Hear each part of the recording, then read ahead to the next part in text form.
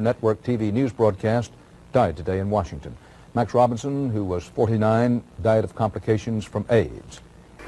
I am not afraid to say, unembellished, I am dying. Remember that motivational, many girls and women were saved by a word of encouragement. That is discriminated against for their sexuality, silenced by the stigma of AIDS. Tragic? That word barely scratches the surface. What I am about to reveal was whispered to me during a private conversation with another well-known figure in the industry, a truth long buried beneath Hollywood's polished surface. Behind the fame were Black lesbian actors, singers, and public figures who paid an unforgiving price, not only for illness, but for daring to exist openly. Their fight was never just about survival. It was about being seen, acknowledged, and remembered on their own terms. From what I have uncovered, these women endured layers of rejection and quiet cruelty inside an industry that grants applause one moment and erases you the next. Today, I share 20 devastating stories, yet also 20 powerful records of resilience. This is not just remembrance, it is a reckoning. Read carefully. Some truths were never meant to stay hidden. 1. Marsha P. Johnson, a symbol of freedom and the mysterious death on the Hudson River. Marsha P. Johnson, a name forever tied to the fight for gay rights in the United States during the turbulent 1960s. Yet what few ever heard, and what was quietly confided to me years later by another public figure who stood close to her, is the darker truth behind the dazzling myth of the 1969 Stonewall riots. Behind that historic moment lay a life marked by suffering, silence, and layers of secrets, particularly surrounding her identity and her battle with what was then known as the disease of the century. Marsha entered this world in New Jersey in the body of a boy, carrying from childhood an unshakable longing to live as the girl she knew herself to be. I was told how her eyes once softened at the sight of her mother's dresses, small moments of innocence that never stood a chance.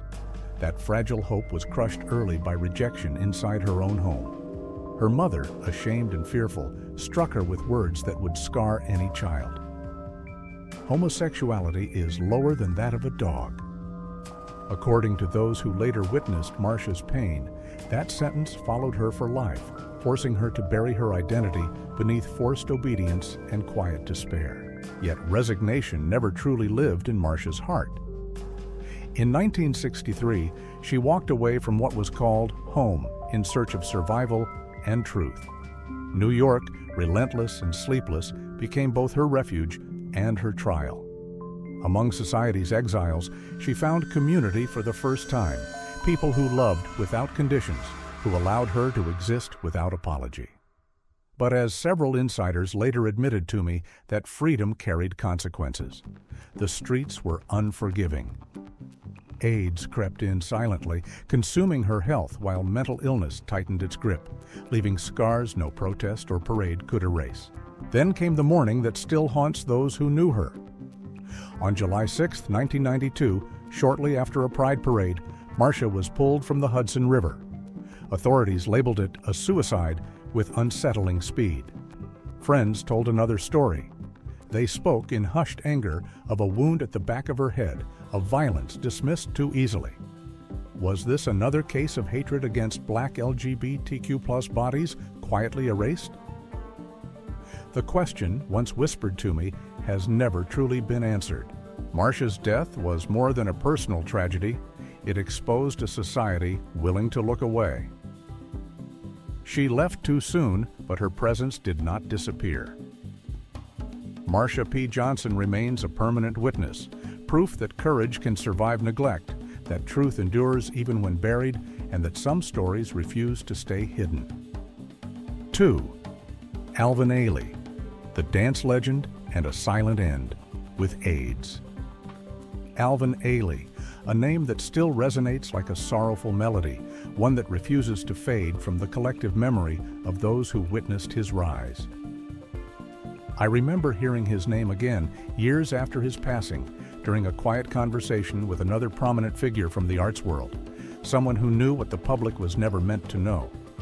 To audiences, Ailey represented beauty in motion, a master of dance whose work elevated African American culture to global recognition.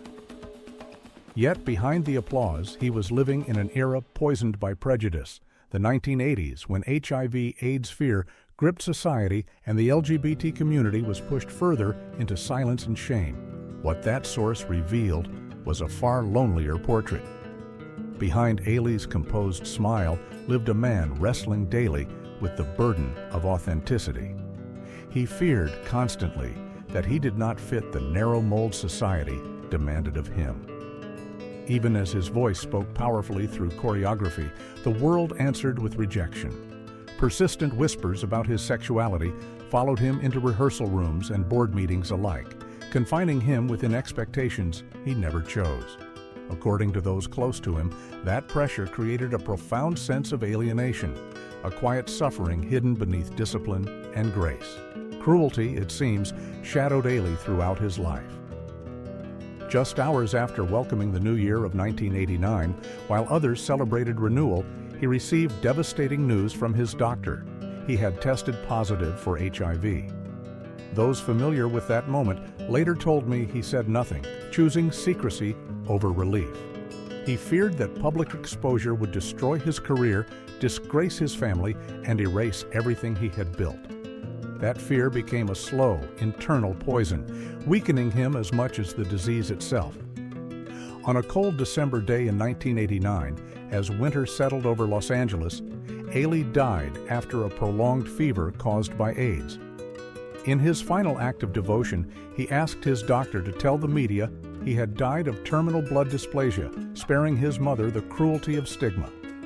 His death remains a devastating reminder that he was not only a victim of illness, but of a society that condemned people long before they ever stopped breathing.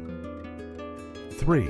Audre Lorde, the LGBT feminist warrior who fought until her last breath.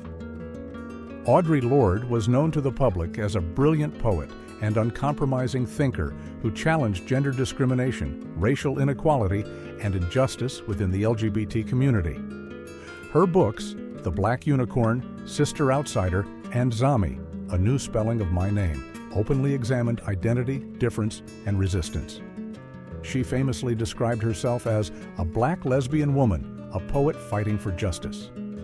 Yet what was later shared with me in confidence by someone close to her revealed another battle, one far less visible, her prolonged struggle with breast cancer, worsened by immune decline linked to HIV, which slowly drained her strength until the end.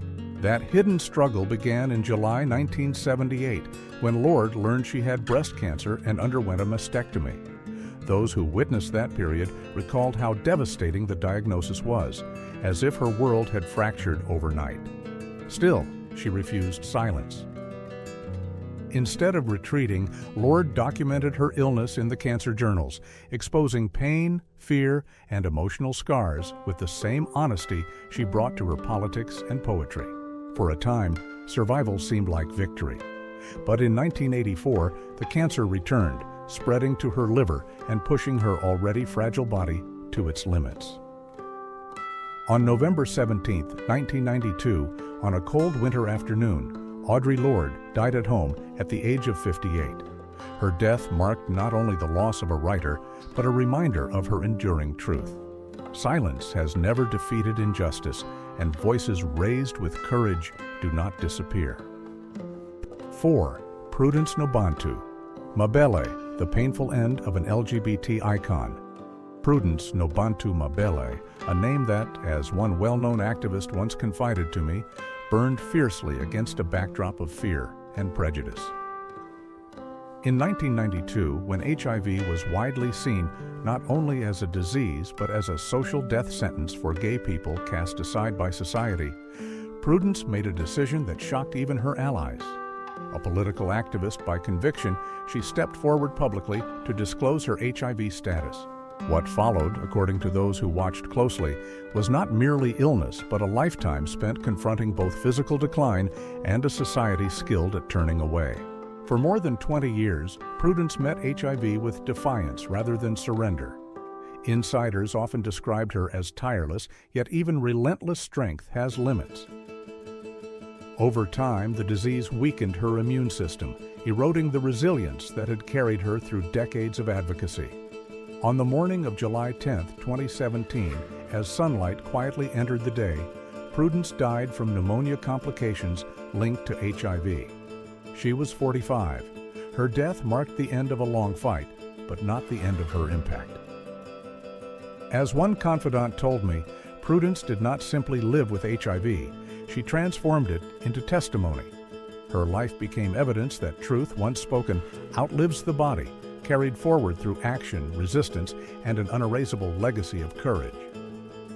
5. Fela Kuti. The endless melody of resistance and a quiet farewell. Fela Kuti was remembered publicly as a musical revolutionary who turned sound into a weapon against corruption and authoritarian power in Nigeria. As one fellow artist once quietly revealed to me, Fela did more than create Afrobeat, a bold fusion of jazz, funk, and African rhythms. He encoded resistance into every performance. Yet behind the defiant image was a life shaped by relentless hardship. He grew up amid political chaos, endured more than 200 arrests, watched his home repeatedly destroyed, and suffered the devastating loss of his mother after a violent raid. Still, those close to him insist his most difficult battle was not against the state, but against a silent and invisible enemy: AIDS. By the 1990s, AIDS carried not only fatal consequences, but overwhelming stigma. For Black gay men, that burden was heavier still. According to those who witnessed his final years, Fela gradually retreated from public life as illness took hold. His health declined steadily. The commanding figure who once dominated the stage was replaced by a visibly weakened man, exhaustion etched deeply into his face. Prison had not broken him, violence had not silenced him, but disease finally did. On a rain-soaked afternoon, August 2, 1997, Fela died after complications from tuberculosis linked to AIDS, leaving an absence felt far beyond Nigeria's borders. Even in death, his voice remained unavoidable. Fela's passing forced a reckoning within Nigerian society, exposing the cost of denial and silence around HIV/AIDS. It was a final act of resistance, one that revealed how many lives were lost not only to illness, but to fear and neglect. 6. Joseph Beam, the brilliant American writer, and his unfinished work, Brother to Brother. Joseph Beam was known publicly as an African-American writer, editor, and LGBTQ+ activist who helped bring the voices of Black gay men into American literature and social movements. What is less known, and what was later shared with me by someone who worked closely beside him, is how heavy that responsibility truly was. In the 1980s, an era marked by racism, homophobia, and the devastating AIDS epidemic, Beam stood as a quiet but determined force, insisting that Black gay lives mattered in a society that repeatedly tried to erase them. That insistence came at a cost. According to those who witnessed his final months, AIDS complications slowly consumed his already fragile body. Painful red lesions appeared, fevers returned relentlessly, and strength faded day by day. Yet Beam avoided hospitals, choosing silence over exposure, fearing ridicule more than illness itself. On a bitter winter night, December 27, 1988, while working late on his deeply personal project, Brother to Brother, he collapsed at his desk. His family believed exhaustion had overtaken him. They did not know it was goodbye. Beam died just days before his 34th birthday, leaving behind unfinished pages and stories he would never tell. Though AIDS took his body, many close to him believed prejudice and silence hastened the end. His story, however, did not vanish. Beam's friend and fellow activist Essex Hemphill later completed the manuscript through tears and determination, publishing it in 1991. Brother to Brother became a defining work in American LGBTQ+ literature, capturing Black gay life during the darkest years of the AIDS crisis. In the end, Beam's greatest act of resistance was not survival, but legacy, using words to demand visibility, dignity, and the right to exist without apology. 7. Bayard Rustin, the man behind the curtain of history and the tragedy of silence. Bayard Rustin has long been described as one of the quiet architects of the American civil rights movement, a man who stitched together strategy while others stood at the podium. As a trusted advisor to Martin Luther King Jr., Rustin was the mind behind the 1963 March on Washington, the moment when "I Have a Dream" entered history. Yet, as one veteran activist later confided to me, Rustin's reward for that achievement was erasure. While celebrated figures basked in public admiration, he was deliberately pushed into the background for a reason never spoken aloud in speeches. He was openly gay in a movement terrified of controversy.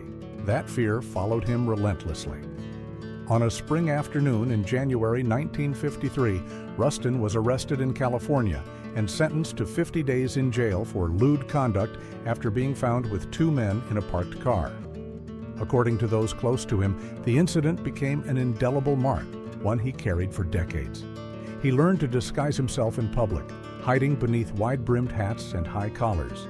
The cruelty deepened in 1964 when he was diagnosed as HIV positive, a fact he tried desperately to conceal.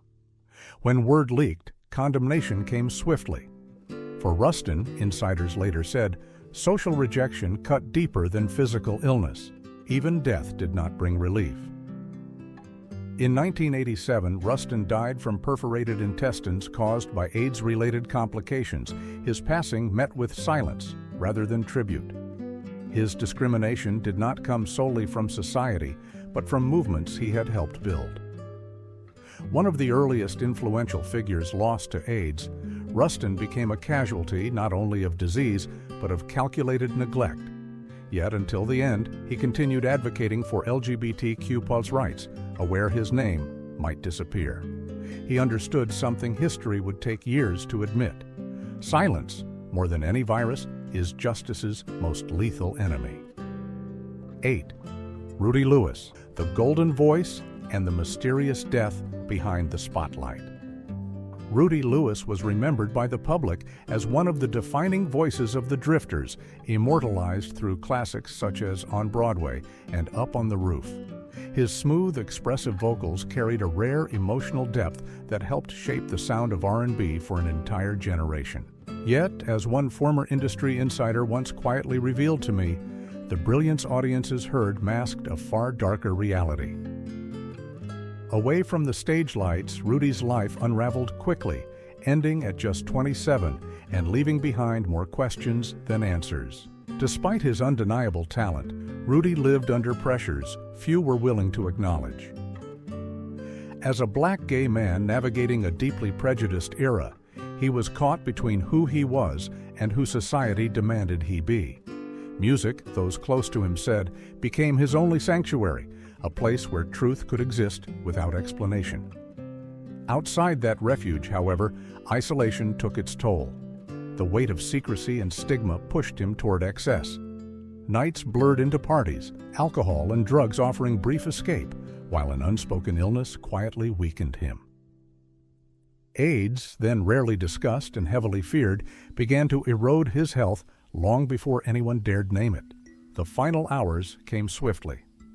On the evening of May 20th, 1964, just before the Drifters were set to record Under the Boardwalk, Rudy collapsed in a Harlem hotel room, suffering intense abdominal pain linked to AIDS-related complications. Within half an hour, he was gone. Authorities listed his death as a drug overdose, but family members later suggested immune failure and a sudden heart attack told a different story. Whatever the official cause, the conclusion is inescapable. Rudy Lewis was lost far too early.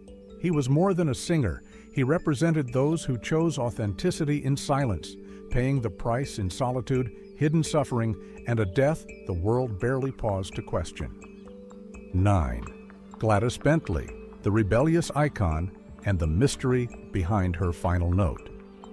Gladys Bentley was remembered as far more than a gifted jazz musician. She was a defiant LGBTQ+ figure during the Harlem Renaissance of the 1920s. That is the version history prefers. What resurfaced years later, through guarded conversations with those who once moved in the same circles, suggested a life lived under constant scrutiny. Behind the glow of crowded nightclubs and roaring applause was a woman navigating danger and secrecy, her story ending quietly with a death that still invites uncomfortable questions. Bentley lived as a black lesbian woman in an era unwilling to tolerate her existence. Beneath the red lipstick, tailored suits, and fearless piano rhythms was a life shaped by isolation. She loved women when love itself could be criminal, wore men's clothing when conformity was demanded, and sang openly about desire others only acknowledged in whispers. Those choices made her famous and vulnerable. According to people who knew her, the stage offered freedom, but once the music stopped, prejudice closed in. Lives lived without apology rarely end gently. Private relationships and hidden encounters exposed Bentley to an illness doctors could not yet name. Her health declined visibly. Red lesions appeared, her throat burned, and persistent coughing drained her strength. On a cold, rain-soaked morning in January 1960, Gladys Bentley died at 52 after a painful struggle with pneumonia. Officially, it was a simple death. Unofficially, sources later pointed to immune failure and unexplained symptoms now associated with AIDS, a disease not yet recognized. That uncertainty reflected her life itself, bold, unclassified, and unresolved. Like a jazz composition, she lived outside the rules, ending abruptly, leaving behind an echo that refuses to fade for those who truly listened. 10. Barbara Jordan, the iron voice and the mystery beyond the edge of life. Barbara Jordan has long stood as an enduring figure in American political history. She was not only the first black woman elected to the U.S. Congress from Texas, but also a commanding voice of moral clarity in a turbulent era. That is the public narrative. What emerged later, through quiet disclosures from those who knew her beyond the podium, was a far more guarded reality. Behind the strength and eloquence, Jordan carried a secret she never allowed the public to fully see. Jordan protected her private life with near absolute discipline. She never spoke publicly about her sexuality, despite being frequently seen in close companionship with psychologist Nancy Earle, a relationship that fueled persistent speculation. According to those close to her, the scrutiny caused intense anxiety. Rather than confront the rumors, Jordan chose silence, declining interviews, refusing clarification, and concentrating instead on preserving her political legacy in a society ill-prepared for such revelations. That same silence extended to her declining health during her final years. Illness entered her life quietly but decisively. When Jordan learned she was HIV positive, sources later said she was deeply shaken, yet determined to keep the diagnosis concealed. On the cold night of January 17, 1996, she struggled to breathe as chest pain overwhelmed her. She died at 59, reportedly from pneumonia complications, alone on a worn bed, an unceremonious ending for a historic leader. Yet many accounts suggest AIDS was the underlying cause, a truth obscured by fear and stigma. Her death, clouded by unanswered questions, stands as a sobering reflection on prejudice, enforced silence, and the personal cost of maintaining an unblemished public image. 11th. Dee Chamblee, a relentless flame in the fight for LGBTQ+ rights.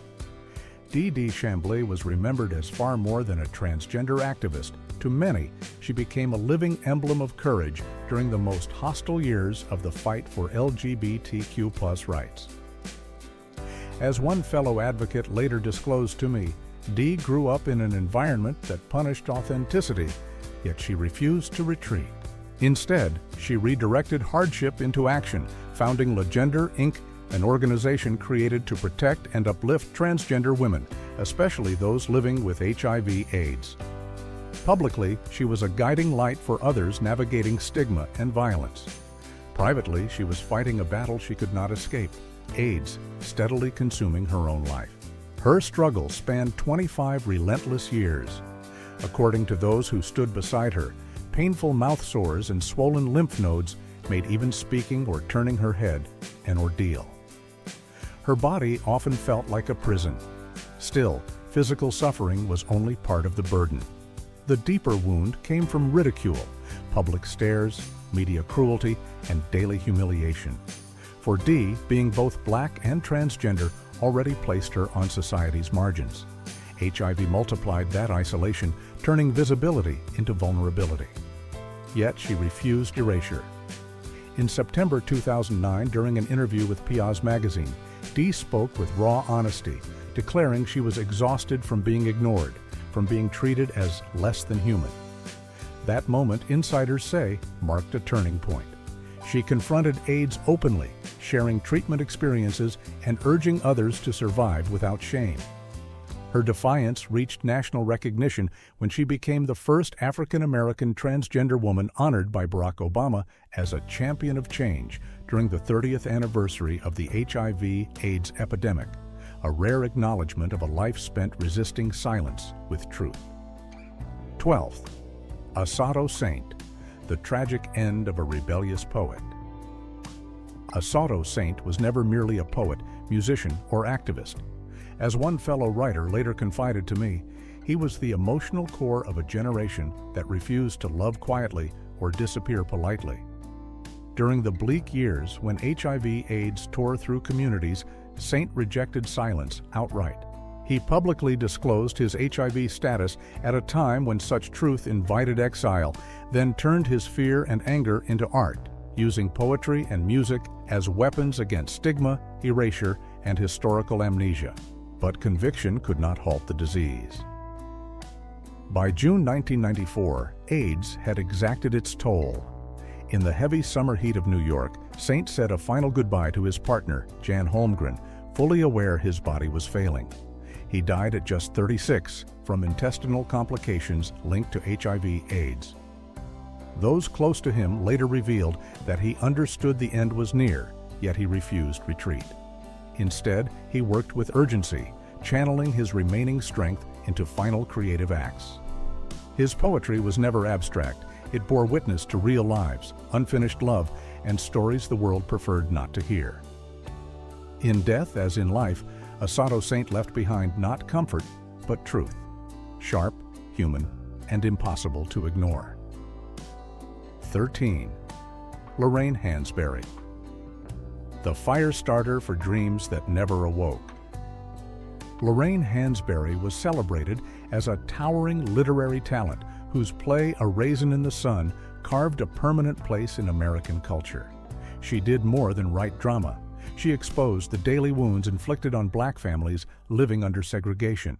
Yet, as one fellow writer later confided to me, the public triumph concealed a far quieter struggle. Behind the acclaim, Hansberry lived as an intensely private figure, quietly aligned with LGBTQ+ voices at a time when even acknowledging such truths invited erasure, especially amid growing fears surrounding HIV/AIDS. Those close to her spoke of discreet affection, unspoken relationships with women, and gestures never meant for the public eye. These private moments, never formally acknowledged, reflected a life divided between public brilliance and personal concealment. Then illness intervened. Before she could live more openly, Hansberry was diagnosed with pancreatic cancer, an illness some later believed may have been worsened by underlying immune decline. On a spring afternoon in January 1965, she died at just 34. After her death, much of her personal history, particularly her sexuality and same-sex relationships, was quietly removed from the record. It was as if parts of her truth were buried alongside her. What remains are fragments, enough to show she lived like a flame, brief, fierce, and impossible to erase. 14th, Octavia Butler, the Voyager, between parallel worlds and an immortal legacy. Octavia Butler was widely regarded as more than a master of science fiction. She was a quiet revolutionary who dismantled conventions of race, gender, and power through imagination alone. That is the legacy readers celebrate.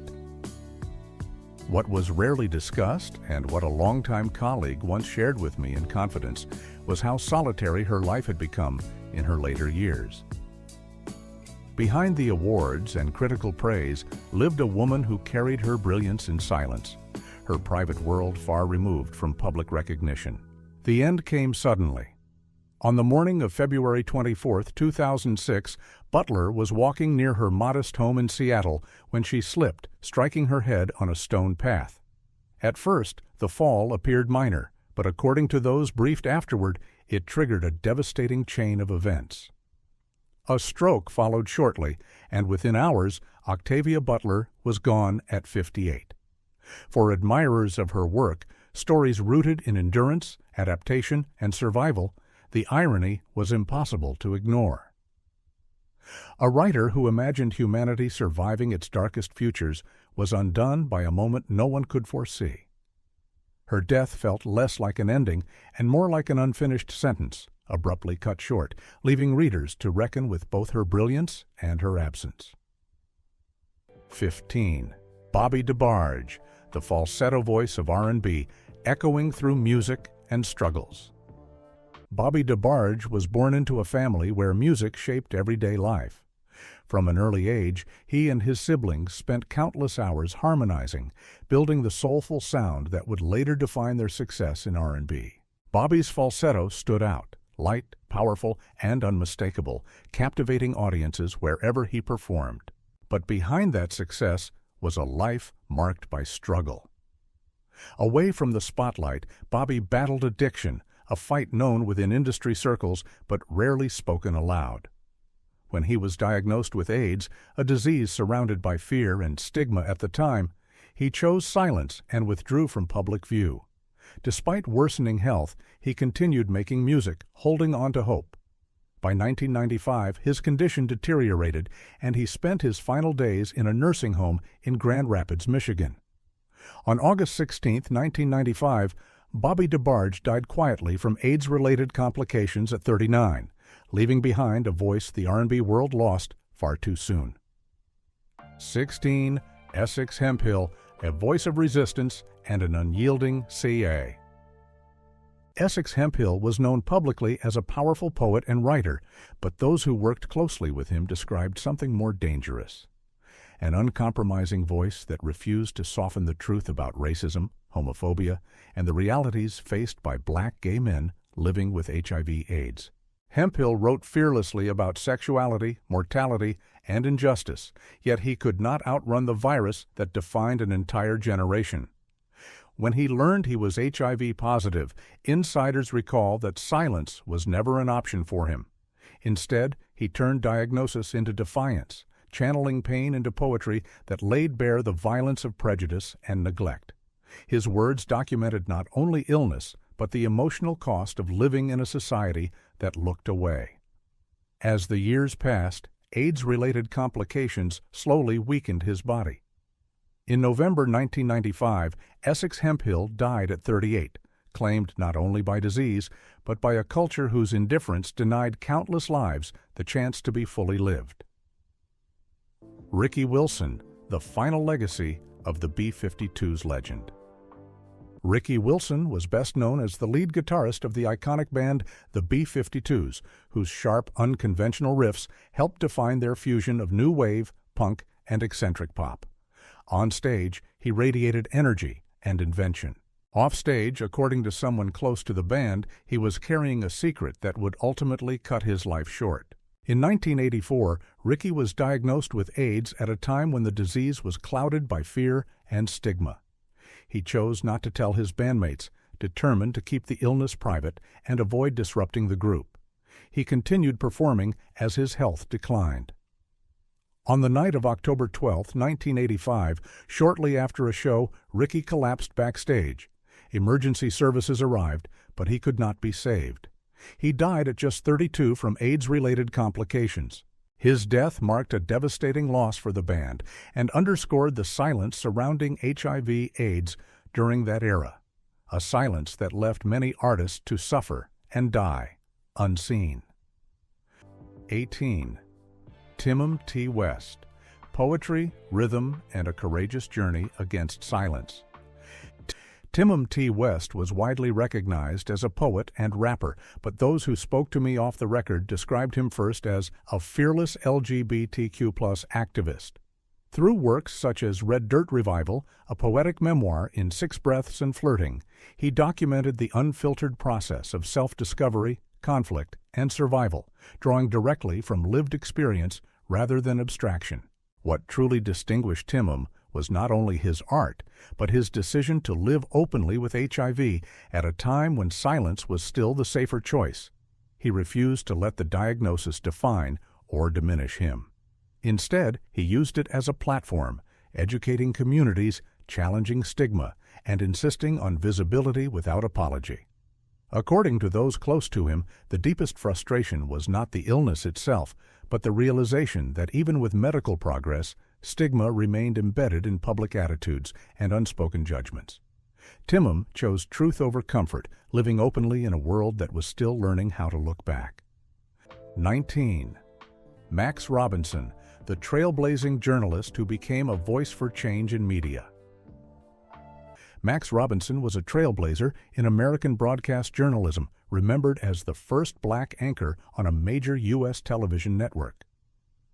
In 1978, he broke a long-standing racial barrier as co-anchor of World News Tonight, forcing open doors in an industry that had long excluded voices like his. Colleagues later told me his work was never just about delivering headlines.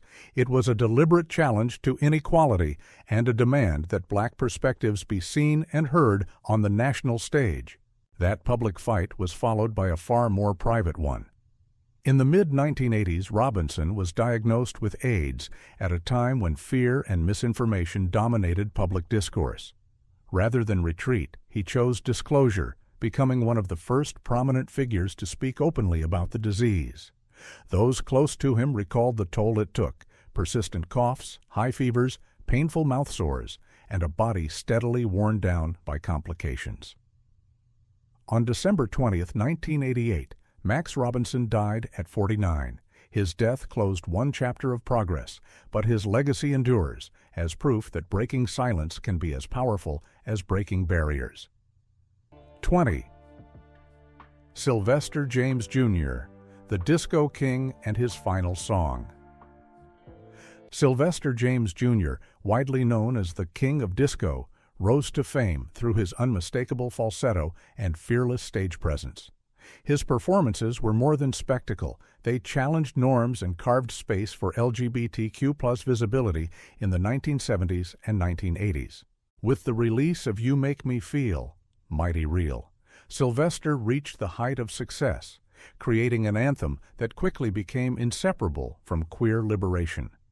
Yet, as someone close to him later confided, the brilliance of fame could not shield him from the growing shadow of the AIDS epidemic. As HIV/AIDS spread through the 1980s, stigma tightened its grip on the LGBTQ+ community. Sylvester, once the embodiment of joy and freedom, found himself confronting a harsh diagnosis after months of persistent fever. Rather than retreat, he chose visibility, publicly acknowledging his illness at a time when silence was safer. According to those around him, he turned fear into resolve, using music to call for compassion and solidarity for others living with HIV. The struggle lasted 8 years. On a cold December morning in 1988, Sylvester died from AIDS-related complications at 41, his body weakened by the disease. His passing left a profound absence, but not an ending.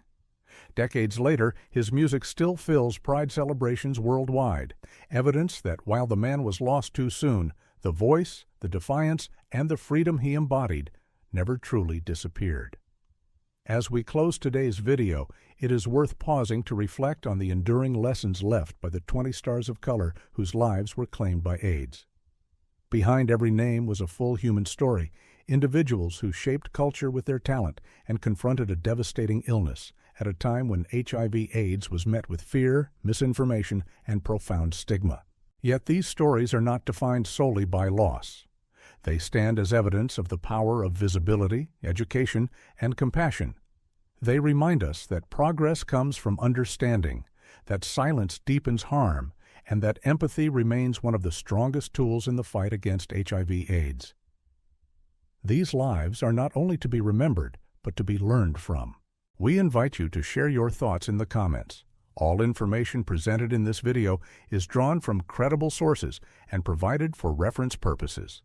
If you found this content meaningful, please like, share, and subscribe to stay connected with our upcoming work.